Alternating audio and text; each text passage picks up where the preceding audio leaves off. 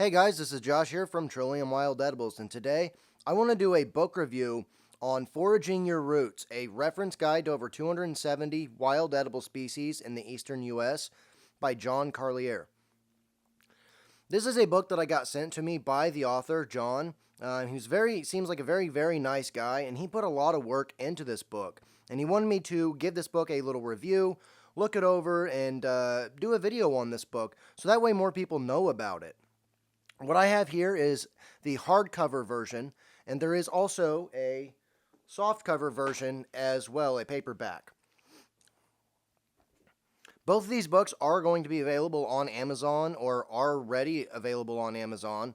And right now I do have the draft copy, so keep that in mind that some things are going to change, but almost everything will be about the exact same. In the very front of the book, he kind of gives these little line drawings and leaf edges and stuff to kind of help you understand some different parts of plants, what different botanical terms mean, and what they look like if you're looking at them on the plant. This is really helpful, and most of any good foraging book is going to have this, and this book is no exception there. This is a really good thing and nice thing to have, especially for those who don't understand these terms or know exactly what they're looking for. He gives that here, which I think is really nice. One thing you're going to notice whenever you start looking through the beginning of this book is that it's organized in alphabetical order. So as we get through, we're just going to be going through all of the A's all the way through the alphabet. This is a really nice way to organize a foraging book, mainly because it makes it a lot easier to actually find what plant it is that you're looking for. We can see here that there's really nice, high quality, high def photos, and he spent a lot of time taking these photos, and it really does show. If we flip through here a little bit, you can see just how good these photos are. So, you know, some foraging books that will have just line drawings or just a really small, far away photo. He doesn't do that. He actually shows you the details of the plants up close and personal. Another thing we're going to notice as we flip through this book is that each plant only covers about one page. I don't think there's any that cover 2 pages. But this isn't really supposed to be an extremely in-depth book like one of Samuel Thayer's books. This is just mainly a reference guide, and it does that very well. If we look at the entry for each plant, we're going to notice it starts off with identification, and he gives you some really good info on what these plants look like. That's really nice to have, and obviously any good foraging book should have that. Also, he's going to tell you the edible elements and basically kind of how to use them. Again, this isn't as in-depth as like Samuel Thayer's book, but that's not what he was trying to do with this book. There are about 270 plants in this book, and some of these descriptions are going to be updated just a little bit to include a little more information. He does tell you if the plant has anything that's toxic about it, or if it in some cases, if it has like a toxic lookalike. He does mention that as well, so that's a good thing to have. If we look here at hickory, for example, he explains that bitternut and pignut hickories are very bitter to the taste, and it may be possible to cold water process them as you would acorns to enhance the edibility. So that's another really nice thing. I know that isn't exactly toxic, but he gives you this good information to help you kind of understand a better way that you might be able to use some different species of these plants. So we're just going to flip through a couple of these pages here so you guys can get an idea of what's in this. It's a really good sized book. It's, let's see, about 300-ish pages. The plants are a little over 270 pages, almost 270 pages exactly for all the plants. And then in the back, he has this section on notes on food preservation. Now, he doesn't get into in-depth on how to preserve each and every plant, but he gives you some generalized information here to help get the gears turning in your head and to give you some ideas on things to research and things to look for if you're planning on preserving any of your wild edibles that you do forage. And here in the back, just like any good wild edible book, there's a glossary with the names of the plants and the corresponding page number. That can also make it really easy to find what you're looking for. And like I said, this is the hardback version. And if we look on the back, you can see this text here. And this is the paperback version. And as you'll notice, they're the exact same. Nothing is different from this book to this book. except that one is hardback and one is paperback. So keep that in mind if you are interested in purchasing these, that there are two different versions. So if you prefer the hardback version, go for the hardback version. If you prefer paperback, go for your paperback version.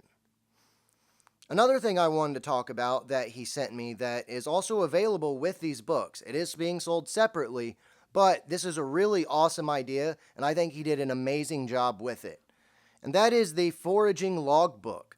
Now, I've had a few comments from people who have explained that they've made their own sort of logbook to help them understand what time of year they found stuff out in the wild, what parts of it are edible, any poisonous, toxic areas to harvest from, and stuff like that, or to not harvest from, I should say. And just like the book, this is organized alphabetically, and you can see these blank pages. So let's zoom in a little bit here so we can actually see what we're looking at. Under each entry for each plant, you get polluted spot or spots, endangered plant, or is there an abundant amount? And you got plenty of space to write down whether or not there are polluted spots. You can note down location, different notes, the date you first found it. He gives you this really nice clear spot over here without lines, so that way you can do a leaf press or a leaf rubbing. You can even draw like a little map of an area or take a picture of a map of the area that you found these plants in and put them here. So that is a really awesome thing to have in this logbook. Now, every plant that's listed in the regular actual foraging books are listed in here as well. So you're not going to notice one missing from this that you find in the other books. This makes it really easy to kind of go back and forth and correspond between each book and the areas that you live and kind of write down this information and take some really good notes. And this gives you a nice place to keep all of it organized, which is an absolutely excellent idea for those who want something like this or those who may have trouble remembering, because there is a lot of stuff to remember when it comes to foraging, and it can be really difficult to do. After we get through the plants that are listed in the regular books, there's also the spot for other.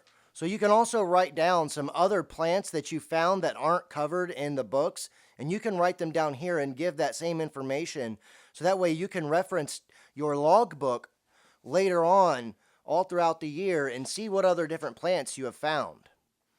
Of course, there's going to be a glossary in the back, which also helps it be a little easier to find what it is you're looking for. And I'm sure you may have noticed that these entries are organized alphabetically just like they are in the books. So it's extremely easy to find what you're looking for. Another thing that's awesome that he does is in the beginning of this logbook is a calendar with these blank spots that you can fill in, and at the bottom of each month, there's this section for notes on preservation, seeding, uses, preparations, and any other notes that you want to write. I gotta hold this open. You can write in these spaces here. And like I said, there are plenty of room. He gives you plenty of room to write down any information that you feel is pertinent to your area and your region and plants that you want to collect and harvest, what time of year. Some of you may remember in my book reviews on Samuel Thayer's books, he has a foraging calendar in the beginning of his books that helps you know what part of the plant is available and what time of the year. And this is something that you can translate that into with your own experiences. So, like for example, in my area, a plant may be more available in 1 month versus your area, it may be another month, just simply because of latitude. Now, this really helps to put that into a more localized perspective. So I think this is an excellent idea. At the very beginning of the logbook, before you get into the calendar and the plant accounts that you would be taking notes on, he explains kind of how to use this a little bit, which is a good thing to add, but most people should be able to figure it out. But he went ahead and put that extra little forethought in there, which I think is a great idea. He gives you a little bit of things to do before proceeding, basic safety information about foraging, basically how to keep yourself safe. And then he talks about, like why would you forage and why would you keep track of all these different bits of information. He kind of tells you that here as well, which is a really good thing to see. Now, some of you might notice on the back of the logbook, though, if you look at the back cover, there is no blue border here. I mentioned that to him in our email correspondence, and that is going to be changed. So if you do purchase this, note that you will be able to actually read this text because, as I'm sure you can see, it's really difficult to read in some areas. Just that white on white just doesn't exactly bode well for the vision, especially for those with bad vision. So that's going to be changed. I did want to let you guys know about that. So that's my review of the Foraging Your Roots, a reference guide to over 270 wild edible species in the eastern United States by John Carlier. This is a great book, and honestly, I think this book and the logbook is going to serve a lot of you guys really, really well, especially as good reference material. And like I said, that logbook is just an absolutely amazing idea, and that'll definitely help a lot of you guys out in figuring out where to forage and when to forage exactly. So I really do recommend these books. I think he did an excellent job writing them. And if any of you guys are interested in purchasing them, I will put a link in the description below to all of these different versions, the hardback, the paperback that we're looking at here, and the foraging logbook. They are set at different prices, just so keep that in mind. The logbook is sold separately than these books as well, so also keep that in mind. But I think that's a really good idea because some people may not need or want these books, but they may need or want the logbook instead, and vice versa. Some people may not need or want the logbook, but may need or want these. So you can buy any of them that you want, and I will put the links in the description down below. And John, if you're watching this video, thank you so much for sending me these books, and I really appreciate your handwritten note that you also sent me as well. Just really, really awesome. Excellent job, John. You did absolutely phenomenal, and I really appreciate you sending these to me to get an early review, and I hope my feedback was very helpful for you, honestly. It seems like it was by our correspondence. So I just want to thank you so much for this opportunity, and I love reviewing new foraging books coming out. I love it when authors reach out to me or publishers reach out to me to review their foraging books. It's just a really awesome thing to do for the foraging community to let people know what they're getting into when they purchase a foraging book or guide. So anyways, with all that done, this is an excellent book, and I do recommend you guys look into it and buy them if you are interested.